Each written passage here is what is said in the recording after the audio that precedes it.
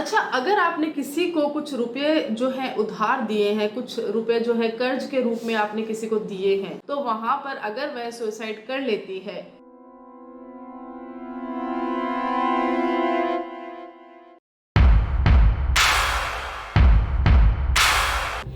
अब अगर आप उन रुपयों के लिए उनसे आग्रह कर रहे हैं कि वह रुपए जो है आपको वापस दे,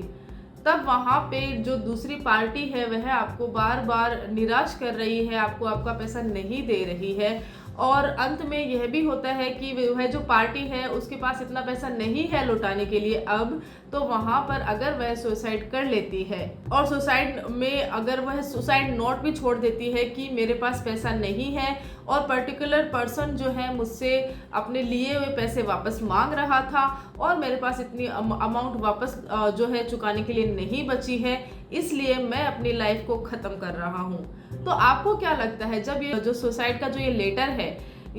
अगर ये पुलिस के हाथ में लगता है या परिजन के हाथ में लगता है, तो क्या उस पर्सन को सजा मिलेगी इस केस में?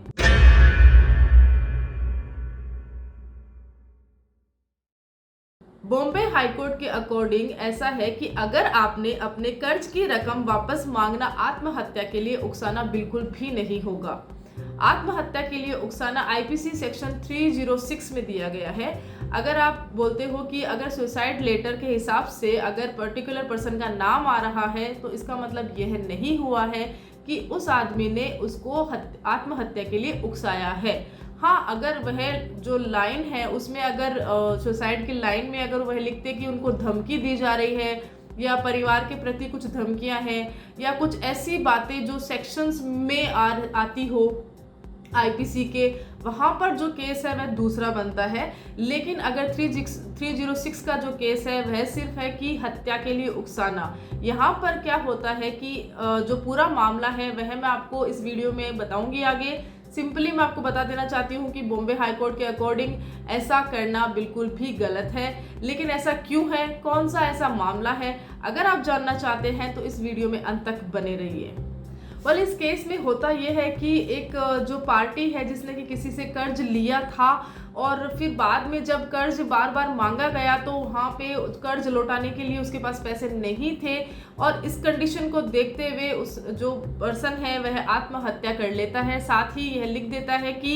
जो है मैं अभी यह जो पर्टिकुलर अमाउंट है वह उस इंसान को देने में नाकामयाब हूँ और इस वजह से मैं अपनी ज़िंदगी को ख़त्म कर रहा हूँ। वेल, उसके परिजन जो होते हैं इस सुसाइड नोट को लेके जो है दूसरे पर्सन के प्रति जिसने कि कर्ज दिया था उनके खिलाफ जो है यहाँ पे केस मुकदमा दायर करते हैं। लेकिन बॉम्बे हाईकोर्ट ने यहाँ पे साफ साफ ये कह दिया है कि अगर आपने किसी को कर्ज दिया है और आपने वहाँ पर अगर अपने कर्ज लेने के लिए आप आग्रह कर रहे हो, तो वहाँ पर आपने किसी भी प्रकार से जो है अगले बंदे को परेशान नहीं किया है। परिजनों का आरोप था कि जिन्होंने कि कर्ज दिया है उन्होंने उनके इंसान को, उनके घर के परिवार के जो सदस्य हैं उनको आत्महत्या के लिए उकसाया है, उनसे बार बार पैसे मांगे हैं और इसी आत्महत्या के उकसाने की वजह से ही उन्होंने सुसाइड अटेम्प्ट किया है। इसलिए 306 के तहत उनको जो है पनिशमेंट दी जाए। बॉम्बे हाई कोर्ट की जो ये लैंडमार्क जजमेंट कहूँगी मैं इसको, कि उन्होंने इतना अच्छे से उसको डिस्क्राइब किया है। आप भी जानिए उन्होंने क्या बोला। उन्होंने बोला है कि कर्ज देने वाले को यह अधिकार है कि वह कर्ज का रुपया वापस पाने का आग्रह कर सकता है। अगर आपको यह जानकारी अच्छी लगी हो तो प्लीज़ मेरे इस चैनल को सब्सक्राइब कीजिए, और अगर आप चाहते हैं कि इसी तरह से मैं आपको जो जजमेंट्स हैं, जो लेटेस्ट जजमेंट्स हैं वह बताती रहूं, तो आप मुझे कमेंट करके ज़रूर बताइए। Thank you so much.